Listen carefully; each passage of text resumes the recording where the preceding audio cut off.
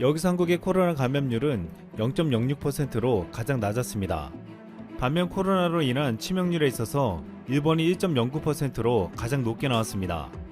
한국은 지난 7월 OECD 국가 중에서 코로나 사태 대응을 가장 효율적으로 한 국가 1위로 평가되기도 했습니다. 그만큼 한국이 코로나 위기 속에서 가장 잘 대처하고 있음을 보여주며 이로 인해 국가의 위상이 더욱 높아지고 있습니다. 이 같은 한국에 대해 외국인들은 놀랍다는 반응을 보이며 관심이 집중되고 있는데 최근 한국에서 살아본 외국인들의 평가가 다시금 화제가 되고 있습니다. 우리나라 프로리그에서 뛰었던 외국인 선수들이 한국에 적응할 때 정말 충격받았다며 놀라운 증언들을 쏟아낸 바 있었습니다. 콜롬비아 출신의 축구선수 마이리시오 몰리나는 한국으로 온 다음날 아침 일찍 집을 나섰지만 지각을 했습니다. 그가 지각한 이유는 놀라웠습니다. 구단으로 가는 길에 웬 초등학생이 혼자서 길을 걸어가고 있는 모습을 보았기 때문입니다. 몰리나는 이 모습을 보고 기절초풍했다고 했습니다. 콜롬비아에서 아이를 학교에 홀로 등교시키는 것은 사실상 그 아이를 버리는 것과 마찬가지였기 때문입니다. 몰리나는 이 아이를 지키려고 따라 걷고 있었는데 학교에 도착하니 수많은 아이들이 혼자 오고 있었고 자기들끼리 어울리는 것을 보고 어안이 벙벙해졌습니다. 뒤늦게 구단에 도착한 몰리나는 자초지정을 설명했지만 구단은 핑계거리로만 들었습니다. 이에 몰리나는 콜롬비아와 한국이 얼마나 다른지를 설명하고서야 구단을 납득시켰습니다. 몰리나는 2001년 콜롬비아 국가대표팀이 코파 아메리카를 무시점 전승으로 우승할 당시에 우승 멤버였습니다. 이후 국가대표로 13경기 1득점을 기록할 정도로 유명한 선수였습니다. 하지만 기량의 기복이 심해지면서 남미와 중동, 동유럽 각지를 전전하게 되었습니다. 몰리나는 수많은 나라와 팀을 바꿔가며 선수 생활을 했지만 한국 생활에서 제일 만족감을 느꼈다고 했습니다. 그는 한국이 절대적으로 좋았던 세 가지 점을 이렇게 말했습니다. 첫 번째는 세계 제1의 치안, 두 번째는 아파트와 비서 수준의 통역과 자녀 교육 등을 제공해주는 최고의 복지, 세 번째는 임금체불이 전혀 없다는 것이었습니다. 세계 유수의 클럽을 제외하면 전 세계 축구 리그에서는 임금체불이 생각보다 빈번하게 일어나고 있다고 했습니다. K리그뿐만 아니라 한국의 프로배구 리그인 V리그에서도 외국인 선수들은 한국에 놀랍다는 말을 했습니다. V리그에서 활약하는 외국인 선수들이 가장 크게 만족하는 것은 한국의 급여 시스템이었습니다. 해외에서는 월급이 제때 들어오지 않거나 계약서대로 주지 않는 경우가 허다했습니다. 하지만 한국은 전혀 다르다고 했습니다. 한 외국 선수는 정해진 날짜는 물론이고 통장에 월급이 입금된 시간과 분까지 같은 것을 보고 놀랐다고 털어놓았습니다. V리그의 모든 구단은 회사의 자원관리 시스템을 이용해 정해진 날짜와 시간에 월급을 통장에 입금시키고 있었습니다. 또한 무엇보다 더 감동적인 것은 다른 나라들과 마음 씀씀이가 다르다는 것이었습니다. GX 칼텍스 러츠는 지난 시즌 경기도 가평 숙소를 처음 방문하던 날 자기 방에 놓인 침대를 보고 감동했다고 했습니다. 미국 시스턴의 집은 물론이고 그동안 어디에서도 마음 편히 다리를 뻗을 크기의 침대를 가져보지 못했다고 했습니다. 하지만 구단은 키 2m 6cm의 러츠를 위해 따로 특대 사이즈를 제작해 설치해줬습니다. 러츠를 위해 세상에서 하나뿐인 침대를 주문 제작해서 만들어 놓은 것이었습니다. KB 손해보험은 말리 출신 케이타를 위해 인터넷에서 말리의 유행가를 찾아내 경기 때 틀어주었습니다. 친숙한 음악을 들으면서 더 힘을 내라는 배려였는데 치어리더들도 응원 때 말리의 국기를 흔들어 주었습니다. 외국인 선수들은 이같이 한국에서 선수로 활동하면서 한국 특유의 정문화에 감동을 받았다고 했습니다. 또한 외국인 선수들은 이 같은 한국의 모습에서 자신들을 존중하는 것을 느꼈다고 했습니다. 또한 많은 외국인 선수들은 우리나라의 치안 상황에 감탄했습니다. 한 외국인 선수는 밤에 마음대로 편의점에 갈 수 있고 그때마다 무장을 하지 않아도 되는 것이 좋다고 털어놓았습니다. 이같이 한국에서 뛰는 외국인 선수들은 하나같이 한국 생활에 대한 만족감을 표현했습니다. 또한 최근 캐나다의 한 방송에 나온 천재적인 연출가 로베르 르빠주가 한국에 대해서 한 말들이 화제가 되고 있습니다. 그동안 국내에 로베르 르빠주의 작품이 많이 소개되어 왔는데 지난해에는 12년 만에 한국을 찾아 공연하며 한국 관객들이 인상 깊고 좋았다고 말했습니다.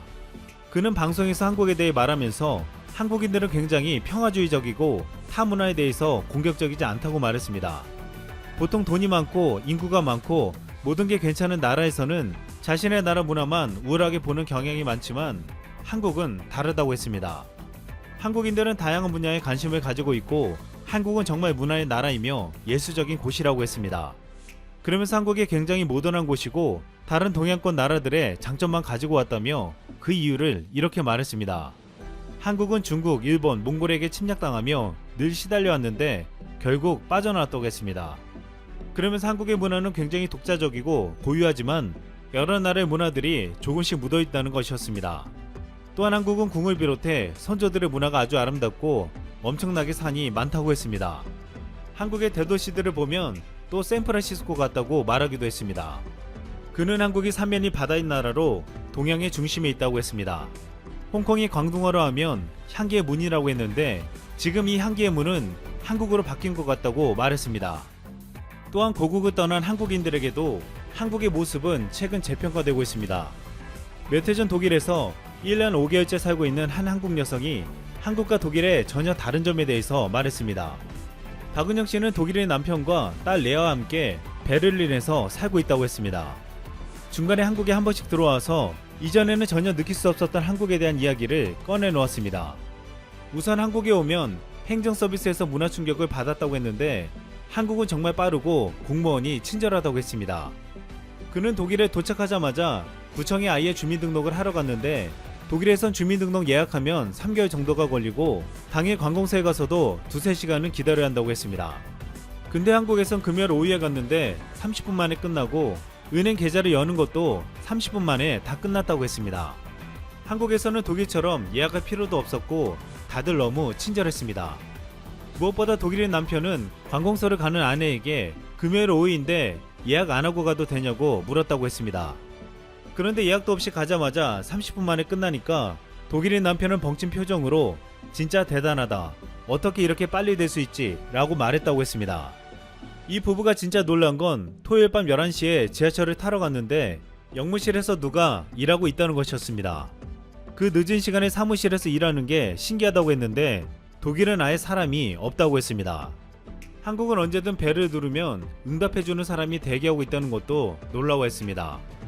박은영 씨는 독일에 살면 템포도 느리고 변하는 것도 느리다고 하면서 그 중에서도 베를린이 빨리 변하는 도시임에도 불구하고 한국처럼 드라마틱하지는 않다고 했습니다.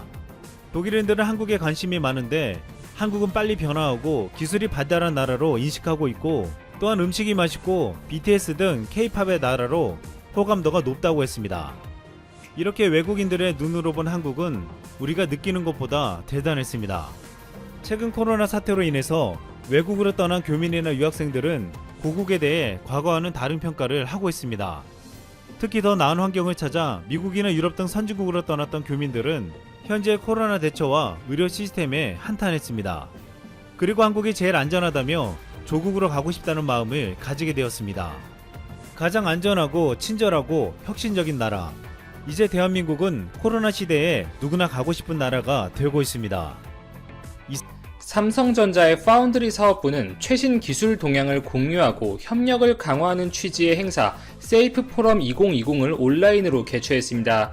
많은 기업들이 비대면이었지만 참여를 했는데요. 그 중에서 가장 눈에 띄는 것은 바로 인텔 라자 코드리 수석 부사장이 참가를 했다는 것입니다. 다시금 삼성전자와 인텔의 협력 가능성이 수면 위로 떠오르고 있는 상황인데요. 이 코드리 부사장은 작년 4월에 용인의 기흥 사업장을 방문한 바 있었고 올해에는 세이프 포럼에 참여를 함으로써 삼성전자와 지속적인 관계 유지에 힘쓰고 있는 모습인데요. 인텔은 최근 여러모로 어려움을 겪고 있고 그 위상이 예전 같지 않죠. 어느 정도의 선택과 집중을 강요당하고 있는 상황이라고 볼 수가 있습니다. 그간 인텔은 CPU를 중심으로 설계와 공정을 모두 하는 이 올라운드 종합 반도체 기업으로서의 입지를 탄탄히 하고 있었지만 10나노 이하의 미세공정 진입에 명백히 어려움을 겪고 있고 최근 7나노를 활용한 CPU 제품 출시를 공식적으로 연기하겠다고 발표를 한 바 있었습니다. 그러면서 7나노부터는 다른 파운드리 기업의 생산을 맡기는 위탁 생산을 주는 방법을 검토하겠다고 밝힌 바 있었죠. 또한 낸드 메모리를 생산하던 메모리 사업부를 SK 하이닉스에 10조 원에 매각하는 결정을 내리면서 인텔이 공정이나 이 부가적인 메모리 사업 등을 포기하고 CPU 전문 기업으로서 이 종합 반도체 기업에서 팹리스 기업으로 넘어가는 길목에 서 있는 것 아닌가 이렇게 보는 시각이 우세합니다. 존재한 상황입니다. 인텔의 가장 강력한 경쟁자라면 AMD를 꼽을 수가 있겠죠. AMD는 일찌감치 TSMC와 손을 잡았고 TSMC를 통해서 7나노 CPU 제품을 생산해서 시장에 출시를 해왔었고 TSMC가 올해를 기점으로 5나노 공정을 본격화했기 때문에 5나노 공정 기반 CPU 출시도 앞두고 있는 상태입니다. AMD는 또한 경쟁사인 자일링스를 40조 원에 인수하겠다고 발표하면서 또 한 번 업계를 놀라게 했는데요. 이 자일링스는 자동차나 항공기, 스텔스 전투기, 무선 통신 장비 등에 들어가는 반도체 칩을 공급하고 있는 업체입니다. 용도에 따라서 설계를 바꿀 수 있는 이 재프로그래밍이 가능한 반도체를 만든다는 것이 특징적이죠. PC, 게임용 콘솔 등을 주로 하고 있는 AMD가 이 사업 범위, 포트폴리오를 넓힐 수 있는 결정적인 기회가 될 것으로 보이고요. 특히 앞으로는 5G 통신 장비 시장이 크게 확대될 텐데 이 삼성전자나 에릭슨, 노키아 등의 장비를 생산하는 업체들에게 적극적으로 납품을 시도할 것 같습니다. 이렇게 인텔을 추격하는 AMD의 기세는 정말 매섭죠. 이 TSMC는 AMD뿐만 아니라 엔비디아, 애플 등과 광범위한 계약을 맺고 주문을 받고 있는 상황인데 실제로 수요를 공급이 따라가지 못하고 있어서 리드 타임이 늘어나고 있는 경향이 있습니다. 인텔의 이 많은 대규모 주문량을 TSMC에 모두 할당하는 것은 현실적으로 어렵다고 볼 수가 있고 경쟁 기업인 AMD가 TSMC와 이미 손을 잡은 상태이기 때문에 인텔이 삼성전자의 눈을 돌리는 것은 당연하다고 볼 수가 있는데요.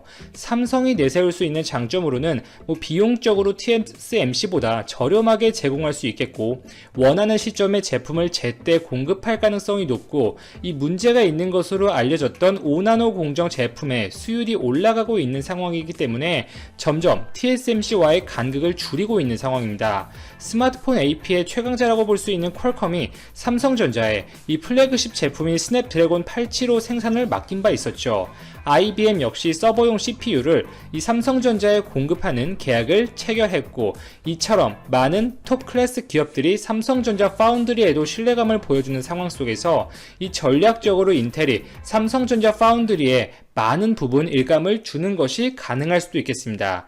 인텔이 지속적으로 삼성전자 파운드리의 기술력에 관심을 갖고 모니터링을 하는 상황은 분명하고 분명 현재 파운드리는 TSMC가 압도적인 1위의 지위를 갖고 있는 것이 맞고 삼성전자는 이 파운드리 시장이 커짐에 따라서 발생하는 낙수 효과를 누리고 있다는 표현이 타당할 수가 있습니다. 그러나 5나노 제품 생산 공정에서 틀림없이 눈에 띄는 발전이 있고 특히 3나노 공정부터는 이 GAA 공정을 본격적으로 돌입할 텐데 해당 기술의 완성도에 따라서 충분히 반전이 생길 여지가 있다는 사실은 여러 차례 말씀을 드린 바 있었죠. 사실 이 파운드리라는 것이 여러 국가 간의 지정학적 요인, 정치적인 부분도 엮여 있어서 굉장히 복잡합니다.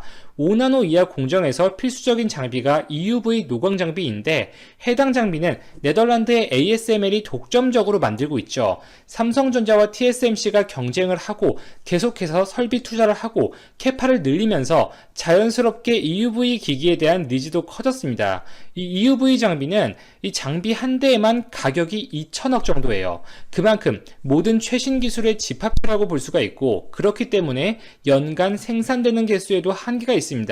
올해 생산되는 대수는 30대 안팎으로 알려져 있는데 해당 장비를 많이 확보해 놓는 것이 당연히 이후 경쟁에서 유리할 수밖에 없습니다. 올해 생산된 부분이 대부분 TSMC로 넘어가는 것이 아닌가 이렇게 업계에서는 추정을 하고 있고 그에 따라서 최근 긴급하게 삼성전자의 이재용 부회장이 네덜란드의 ASML을 방문한 것으로 알려졌죠.